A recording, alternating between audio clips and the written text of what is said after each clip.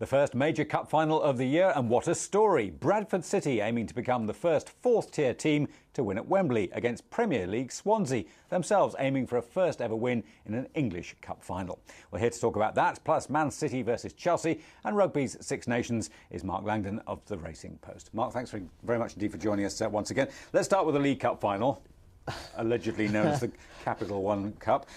Quite a story. Bradford, in the Premier League back in 2001, 3 relegations, 6 years, financial ruin almost, and now they're through to this cup final at Wembley, the first fourth-tier club, as I mentioned, and they've beaten Arsenal on the way. So, any reason why not Swansea? Yeah, I can't see the fairy tale having the happy ending that I think everybody already. I just think that maybe, I think as far as Aston Villa went, they were very low on confidence, weren't they, when Bradford beat them and Arsenal. I mean, we've seen Arsenal have their problems against lower league opposition, in the Blackburn with the FA Cup too. I just think that Swansea will know all about that. They're a very professional side, very solid defensively, and I think that's the key. Arsenal and Aston Villa are two teams that you think you can get at from set pieces or even from open play. I think Swansea are arguably a better defensive unit even than Arsenal, even though Arsenal are in the Champions League. So I think that the fact that Swansea are more likely to keep a clean sheet can frustrate. I can see this being a routine 2-0 win, I'm afraid. I know that doesn't quite fit into it. It is a pretty massive day for Swansea, and as I said, it's the first time they've ever contested a final for a major English trophy, and they rested a lot of their players after sitting out that drubbing against Liverpool. But surely the pressure is on them, that there will be nerves there as well. Oh, there certainly will be. I mean, if you think about it, Swansea are a team this season that have nearly been the underdog nearly all the way through, and then in the Premier League I tipped them to go down, and so it was one of the worst tips of the anti-post season for me. Not one I'm proud of, but I did think that they'd have problems adjusting to life without Brendan Rodgers. But I think Michael Laudrup's done a fantastic job. Like I said before, they're very solid defensively. In midfield, De Guzman's come in and been a star, and then up front, Michu's just been... So Michu presumably what the difference? Yeah, I think he will be. I mean, he's 3-1 favourite to score the first goal, and that might seem a short price, but so much of Swansea's play goes through him. You could, I think you can bank on him to, be the man of the match, to be the first goal scorer in a 2-0 win. OK, let's move on to the Premier League then. The obvious question, is the title race over already? Well, two bookmakers... people are already paying out, aren't they? Two bookmakers have already paid out on Manchester United winning it, 12 points clear. You would think it's all over, but I don't know. I can still see one or two twists still to come. If you have a look at United's fixture list, if they do lose to City, and City will be thinking to themselves, right, we win that game, 9 points. We saw last season they threw away an 8-point lead, and so I don't think I wouldn't be paying out. That's all I'm saying. I think hold on to the money. I mean the two bookmakers there have gone too far in paying out at this moment in time. Well, City obviously hosting Chelsea, and a loss there, and if United beat QPR the day before, that would be a 15-point gap. Then it would be over, yeah. But Chelsea, City?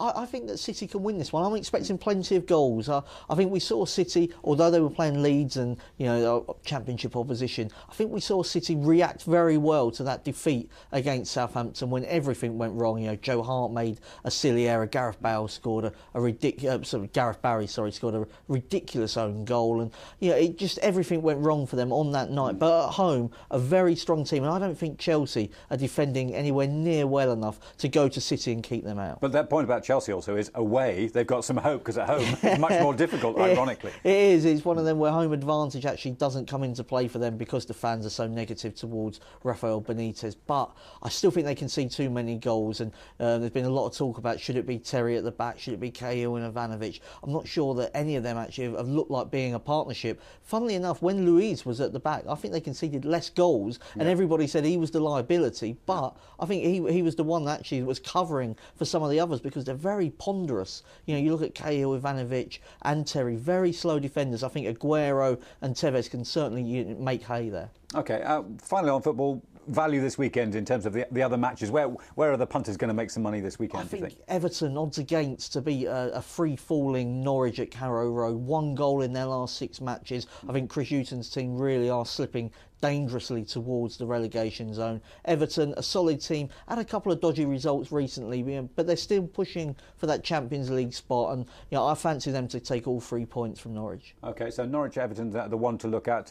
Pick one more for us. What do you think? Well, I think Reading actually, could do a job on Sunderland. Reading have certainly... Reading Wigan.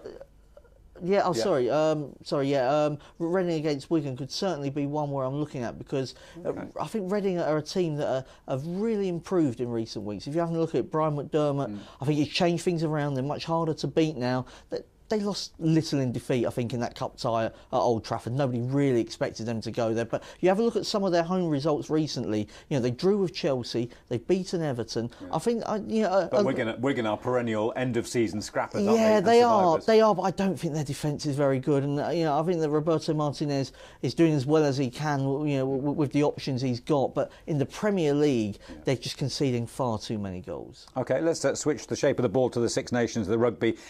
England-France. France perhaps not the tough test that England would have expected this year, but an injured France, there's always a worry, isn't there? Well, yeah, I mean, it's very much a cliche of you don't know which France team will turn up, but I think that it's true, because this is a team that started the Six Nations out as the favourites, and of course, now they're looking like they could be wooden spoon contenders, which would be a huge embarrassment to everyone. England are 7-point favourites on the handicap. I think that's probably about right, really. I think that the best way to play this one actually is on the margin. You can back England to win by 1 to 12 points at around about 11 to 8. I think that's a very solid So you wouldn't play. be so patriotic and want England to win but back France?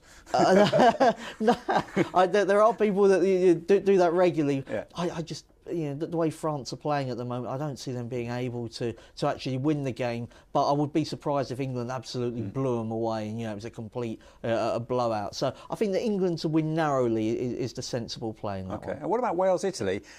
Wales still in with a shout possibly of retaining the championship, just? Yeah, I think so. And I think they're probably the nap of the Six Nations weekend. I think they can certainly cover the 8-point handicap. I think that obviously Italy had that dream result against France, but we saw against Scotland that they're not all that really. And I think if Wales, play to their best, they'll certainly. I can see them winning by at least 10 points. So I think to cover the handicap's the way to go in that one. OK, and finally Scotland-Ireland. Can the Scots handle the Irish physicality? Oh, this one.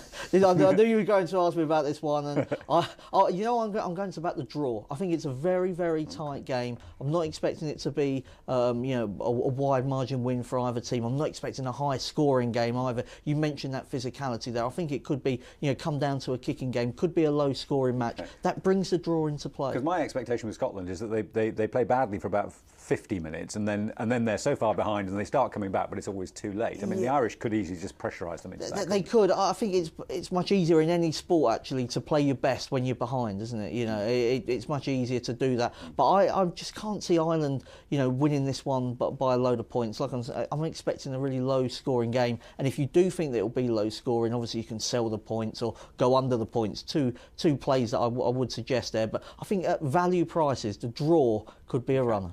We'll give it a go. OK, thank you very much, NT, for that. That is it for another week. My thanks to Racing Post's Mark Langdon. Well, join us again next time for Spurs, Arsenal and the best of the rest of next weekend's sporting action. I'm Nigel Stevenson. This is Reuters.